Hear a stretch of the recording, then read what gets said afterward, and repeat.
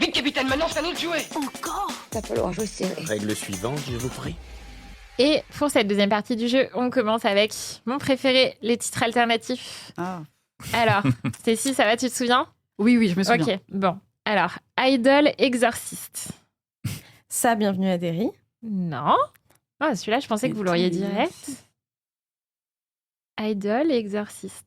Idol. K-pop Demon Hunters. Oui, bien sûr. Ah, mais donc on est plus sur du récent là. Non, mais Alors, c'est les si, annonces, c'est les infos. actus. Donc, annonce. Pourquoi K-pop Demon Hunters ? Parce que la suite Arriverait arriverait. en 2029. Donc, tous les enfants qui l'ont saigné 2029. auront 70 ans environ. Ah, attends, Il faut du temps. Alors, le premier film a mis 10 ans à être développé. Donc, Bon, là, ils vont pas mettre 10 ans voilà. quand même. Mais ce qui peut peut-être aussi expliquer la durée. Mais oui, personnellement, assez surprise qu'ils aient toujours pas officiellement annoncé un deuxième volet. Le film est sorti en juin. Il a fait un carton énorme. On a renouvelé des séries pour beaucoup moins que ça. Donc voilà, donc Netflix n'a toujours pas confirmé, donc c'est toujours en attente. Mais après, voilà, est-ce qu'on préfère attendre plusieurs années, avoir un film de qualité ou avoir une saison 2 de Nobody Wants This. Voilà, tout est voilà. dit. Tout est dit. Mais c'est un peu, vraiment, ça n'a rien à voir, mais c'est un peu comme Euphoria. Je trouve que les délais entre chaque saison, il se passe quoi ? Vous avez des réponses ? Moi, je suis une invitée aujourd'hui. Il y a eu la grève des acteurs et des scénaristes qui a beaucoup retardé. 2 ans pour Euphoria, donc qui a retardé tout ça. Puis après, je pense aussi les emplois du temps chargés de Zendaya et Jacob Elordi, et même Sydney Sweeney qui tournent beaucoup. Mais là, c'est tourné normalement, c'est bon. Tu vas l'avoir en 2026. Bon. Très bien. Alors, next, Chimie fatale.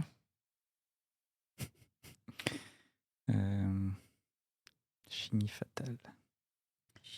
Pas Breaking Bad. Breaking Bad, tout à fait. Bah oui. Bah oui. Pourquoi bah oui Tu le dis, bah ici, Chimie fatale. Alors, pourquoi on parle de Breaking Bad ? On parle, c'est une nouvelle série du créateur, c'est ça, de Vince Gilligan. Pluribus, qui cartonne dans plein de pays, à peine lancé sur Apple TV.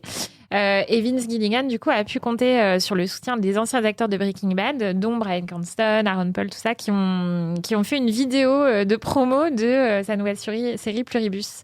Marc, je sais que tu as commencé à regarder. Tout à fait, j'ai vu les 2 premiers épisodes. C'est assez intriguant, c'est assez intéressant. Je ne sais pas encore bien ce que j'en pense pour l'instant, mais du coup, c'est plutôt bon signe, parce que du coup, ça ne me donne pas toutes les clés tout de suite. Donc, le pitch, en gros, c'est qu'il y a un virus qui rend les gens inexplicablement heureux. Mais heureux dans le sens vraiment gênant du terme, c'est-à-dire beaucoup trop bienveillant et beaucoup trop sympathique. Beaucoup trop lol et nouvelle école. Ouais, c'est ça, mais je pense encore un niveau après. Hein. Et du coup, il reste quelques personnes qui ont été immunisées, dont une personne très très cynique, qui est donc notre héroïne, qui est une romancière qui fait des bouquins un peu à la Outlander. Voilà, parce qu'il y a une petite blague par rapport à Diana Gabaldon. Donc voilà, donc c'est assez à la fois drôle, cynique et en même temps un peu inquiétant par moments. Et voilà, il y a toujours ce pitch, effectivement, cette promesse très forte qui est, c'est quoi ce virus ? Pourquoi les gens sont comme ça ? Et comment ça va se passer ensuite, quoi. Donc voilà. Alors, prochain programme, l'amour à travers le temps. Outlander. Ouais. Voilà. Ça, je l'attendais. Je l'attendais dans les stats. Je l'attendais dans ce quiz. Je l'attendais dans ce quiz. Elle savait qu'on allait le placer quelque part. Parce que, te connaissant, Laurence. Effectivement, c'est mon défi personnel de placer Outlander dans chaque épisode de Super Sim. Puisque la date de sortie de la saison 8 est enfin tombée. Ce sera le 6 mars, à partir du 6 mars 2026, pour dire adieu à Claire et Jamie. Laurence est déjà en train de se préparer psychologiquement. Ouais, on va faire un épisode spécial d'ailleurs. Ah bah oui, ça c'est Il faut faire qu'on rattrape toutes les saisons. Pour le plus grand bonheur de Marc et de Juliette. On espère que cette fin sera à la hauteur de la dernière saison. La dernière saison était assez réussie, la 7, un peu moins. Mais je pense qu'il y a quand même pas mal de choses à explorer, savoir quelle fin ils vont choisir, sachant que le dernier roman n'est pas sorti, donc ils n'ont pas ça pour se baser. Même si je pense que Diana Gabaldon a donné des indices au showrunner, donc très, très, très hâte. 6 mars. Alors, next, l'homme qui défia la mort. Oula. Espion à l'ancienne ? Non. Je vois l'idée, mais parce qu'il est dans une maison de retraite, mais non. L'homme qui défia la mort. Oui. Next fait partie de l'intitulé. Non, pardon. L'homme qui défia la mort. C'était la transition. Bien. L'homme qui défia la mort. Nouvelle série ou vieille série ? Tu peux donner un indice ? J'ai pas dit que c'était une série. Un film. Film. À couteau tiré. Non.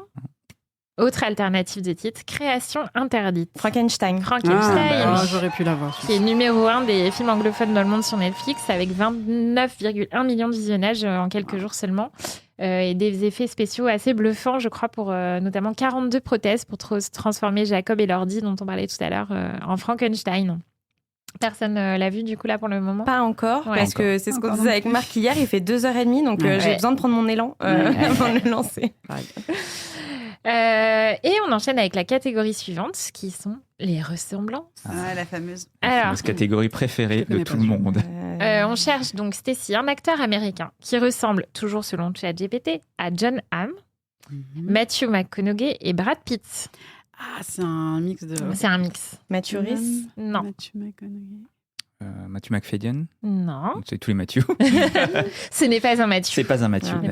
Alors, Matthew McConaughey, Brad Pitt et... John Hamm.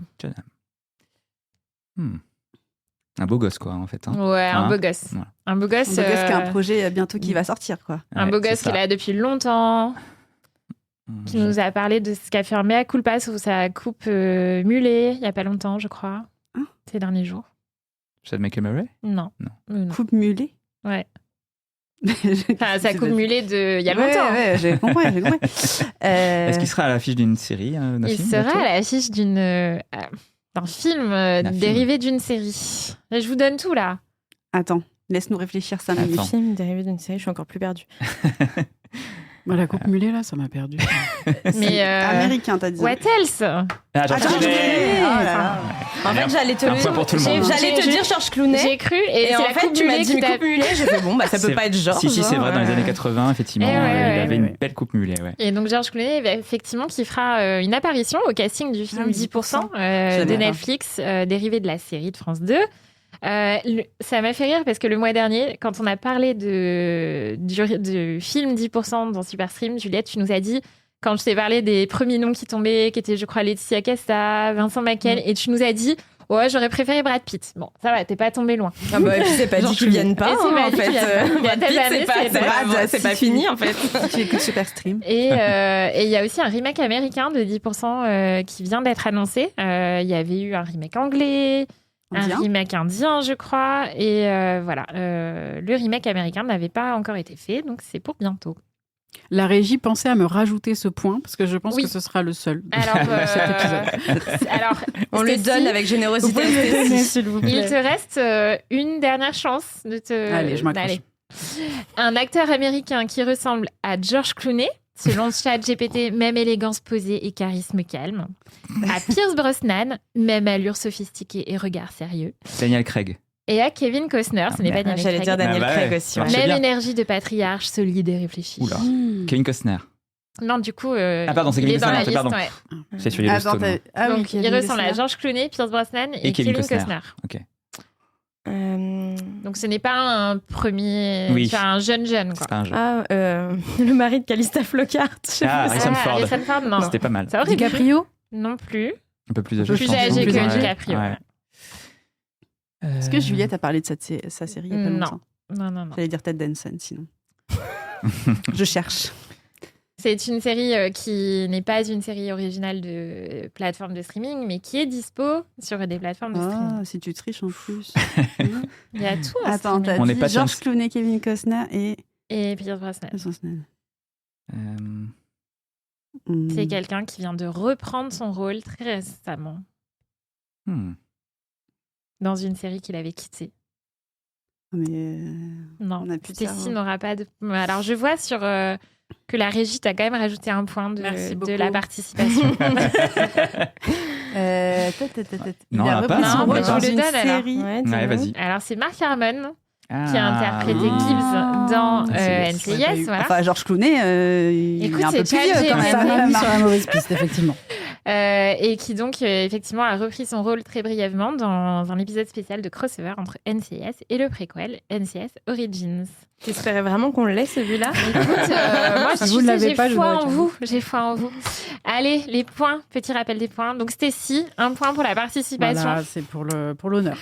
Et petite surprise de last minute, Marc, 3 points. Donc voilà, belle remontée de Aubery avec 4 points. Pas suffisamment, je pense. Et Juliette encore et toujours au sommet de la gloire, 5 points.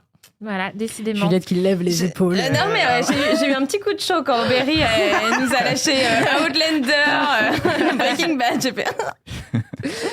Et on t'invitera plus. Passe à l'une des autres nouveautés, Stécie, de cette saison 2 de Superstream. C'est l'heure de la question secrète. C'est mystérieux. Vous êtes bien mystérieux. Oui, c'est mystérieux, toutes les lumières.